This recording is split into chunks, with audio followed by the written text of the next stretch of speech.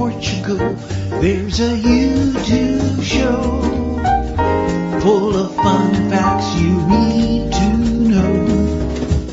Hola, bon dia, Alegria Munson here with the Good Morning Portugal show, the podcast and the Substack. We're experimenting with Substack at the moment. And talking to us now in this segment on the Good Morning Portugal show, our podcast and Substack, is Sarah Davie from SpartanFX with a currency coach update this morning. How are you doing, Sarah? Hola, bon dia. Hola, bon dia. Oh, the Portuguese is coming along nicely. And this is good timing, isn't it? Because you arrived here in Portugal a year ago yesterday. Is that right? Yes, that's correct. I mean, I had been coming and, you know, I had the VFS appointment in March, but then I technically flew out on the 7th of May. So I classed that as my anniversary. I mean, my AIMA appointment was the end of September. Yeah. So officially sort of when I got approved and the, you know, obviously residence card, but in my head, yesterday was my 1 year anniversary of arriving in Portugal. Congratulations, parabéns. How's it going? I think quite well.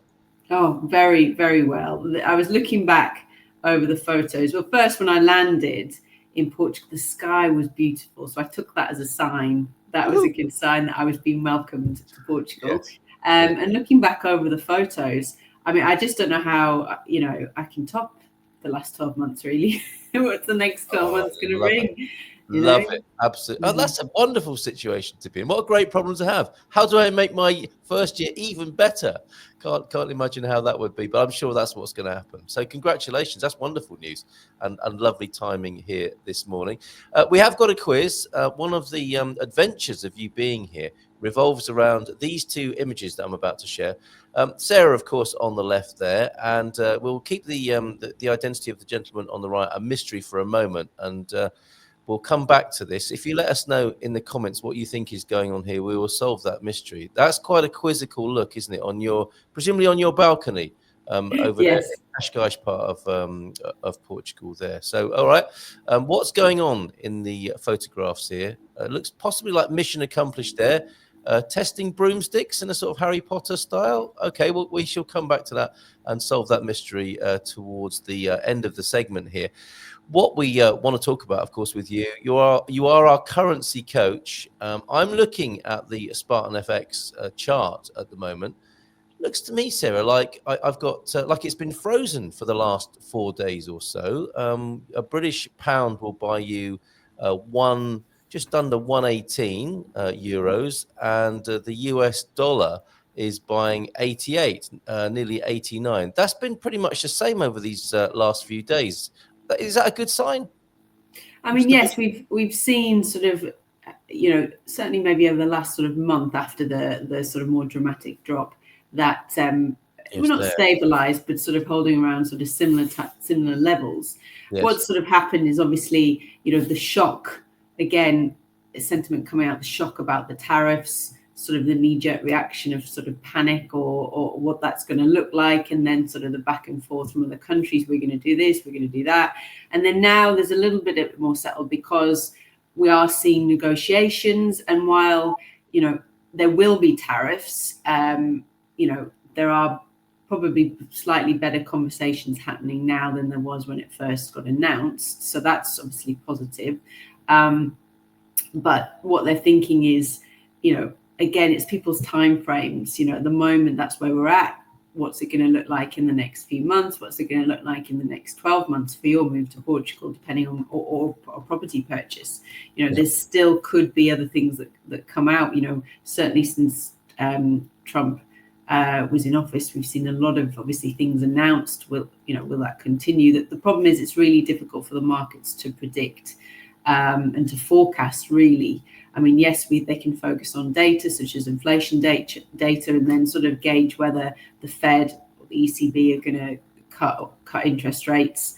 But as I said, the sentiment, you know, announcements coming from the Trump administration, for example, and then how other countries react, that's really obviously an unknown. And the other thing that we were looking at recently is, which you'll like because there's a title for it. It's called the dollar smile theory. No. And Although I don't think the dollar really will be smiling. And it's talk about that there is sort of the Asian countries have reserves in US dollars, and they're going to start withdrawing that. And obviously that's kind of brought about by obviously the trade war, the tariff tensions between Asia and obviously the US. And one thing that they may choose to do is, reduce their reserves in the US dollar, which obviously would weaken the US dollar. Right. But we're talking about, they've probably got 1 trillion, 2 trillion US dollars. We're not talking about small figures. So again, there's lots of other factors to consider when we're talking about trade wars. What is the knock-on effect? It's not just that. How will other countries? I mean, I think I mentioned it in the beginning. It's all about how, it's not just what the US are doing, it's how other countries will retaliate. Absolutely. And yes, initially it's talking about them putting the tariffs on US goods, but actually there are other things that they can be doing as well, which obviously will impact the exchange rate. So there's a lot to sort of look at. And the thing, even though we've seen probably a bit of stability with the trade wars and sort of negotiations, there is talk that perhaps the US economy might be hurt a little bit more by some of these tariffs. That's sort of the feeling. So again, we could be seeing some US dollar weakness further. Amazing. I'm just seeing this, the dollar smile. We've got a little graphic of this. I think we can share as well. That's a new one on me, I have to say.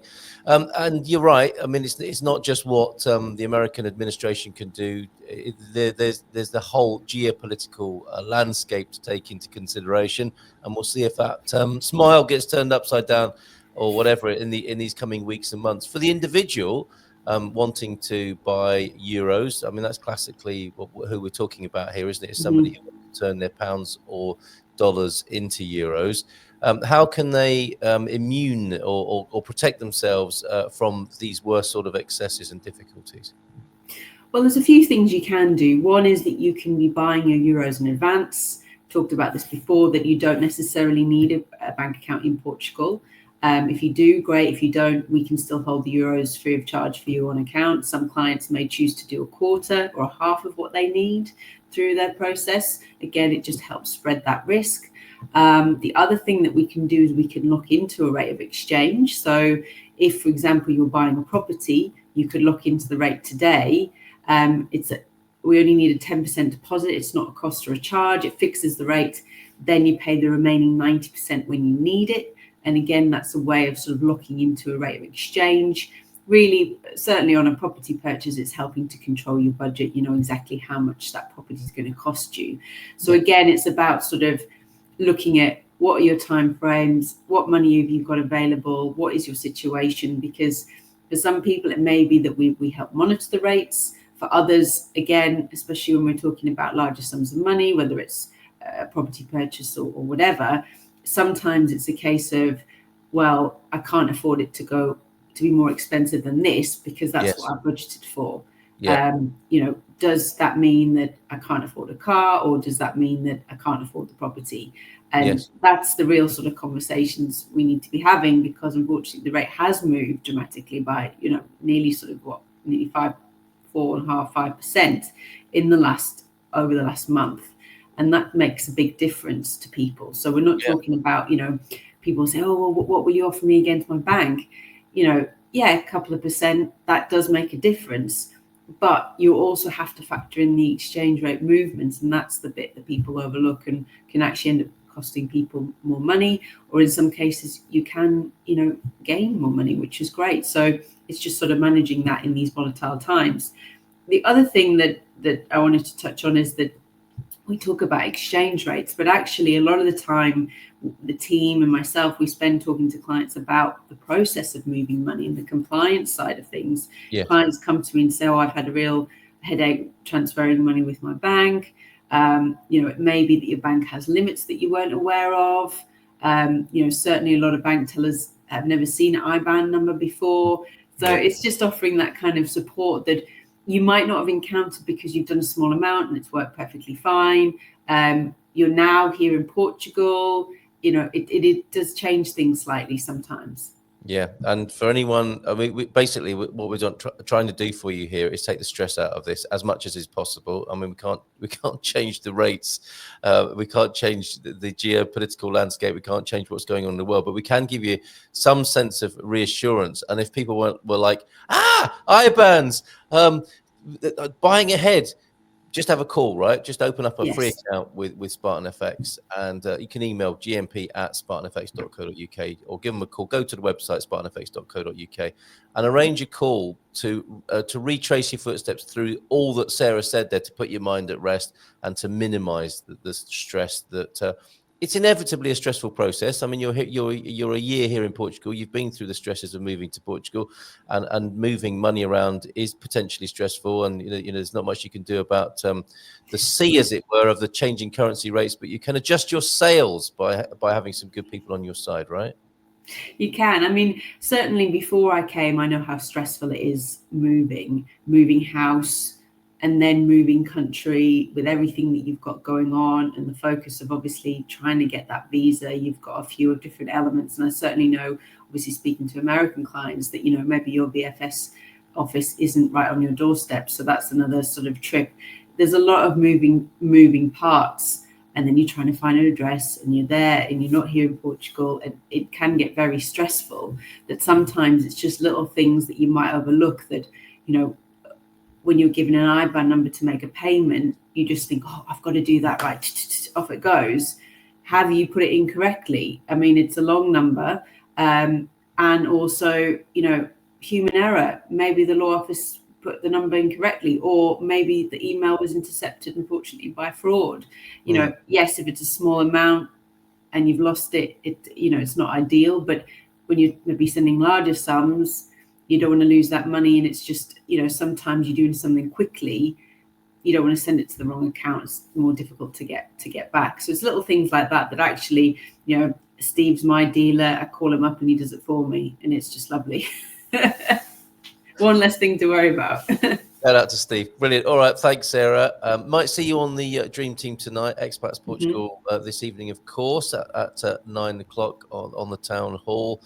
There's that dollar smile idea, which shows the, I suppose, the life cycle, really. And that's why it's called the dollar smile there. Figure 1. Thank you to Schroders for that. And let's solve the mystery now, then, of what's going on here finally today. Thank you for being here, and congratulations again on being here a year in Portugal. This is what came up as part of your new life here in Portugal, right? This is your apartment. Why do you have what looks like a mop? The stick for winding up and down the blinds. Yes. And it's your dad, isn't it? Pointing. It is my dad, yes. What is going on here? And why are we sharing these pictures this morning? Well, he'd been sat in the apartment, just relaxing, trying to, but he'd been watching the birds, and he'd realised that they were scouting for a new home, basically. Prime real estate, clearly. Absolutely. Go live with Sarah. They hadn't built the nest yet, so no bird, nothing was harmed in the making of this. But they were obviously scouting out location, and they'd obviously decided that slightly higher up, sort of where the air conditioning unit and sort of the roof, they decided obviously that was a very good position. So they were sort of scouting it out, and he was a little bit concerned because he'd had an experience himself with birds nesting, and it was too late to do anything about it, obviously. And then the mess was just absolutely horrendous. So he was trying to help me out. So he brought me out, was showing me. We were then coming up with a plan to try and to act as a deterrent.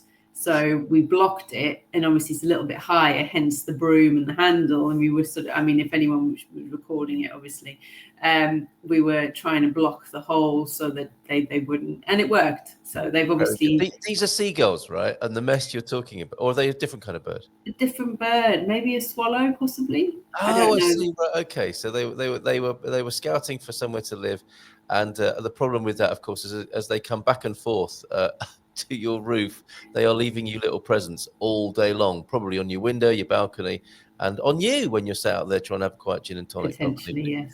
Fantastic. Okay, mystery solved there. It's great to have you on the show talking about currency and celebrate with you 1 year here in Portugal. All the best. One thing I wanted to I just briefly say that it was interesting that I've started reading this book that you'll have seen it on Wild, I think it's called, and they made a film out of it with Reese Witherspoon, I think, was in it. And it's about this.